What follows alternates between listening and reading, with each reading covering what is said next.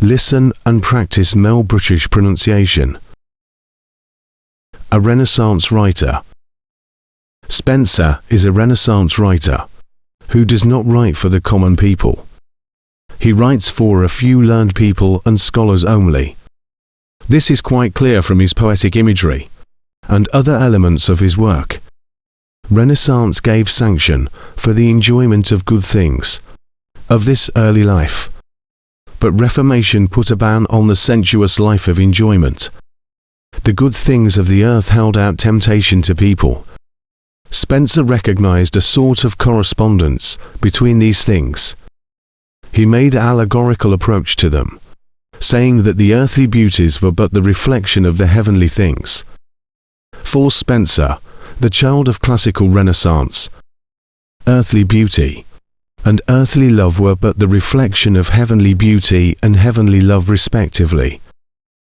Now listen and practice Mel British English pronunciation. Spencer is a Renaissance writer who does not write for the common people. Spencer is a Renaissance writer who does not write for the common people. He writes for a few learned people and scholars only.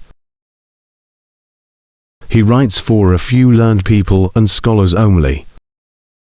This is quite clear from his poetic imagery and other elements of his work. This is quite clear from his poetic imagery and other elements of his work.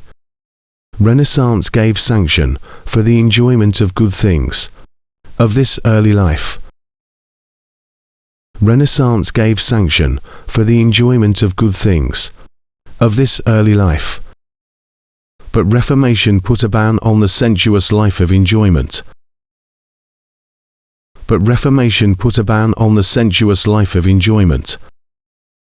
The good things of the earth held out temptation to people. The good things of the earth held out temptation to people. Spencer recognized a sort of correspondence between these things. Spencer recognized a sort of correspondence between these things. He made an allegorical approach to them, saying that the earthly beauties were but the reflection of the heavenly things. He made an allegorical approach to them, saying that the earthly beauties were but the reflection of the heavenly things. For Spencer, the child of classical Renaissance.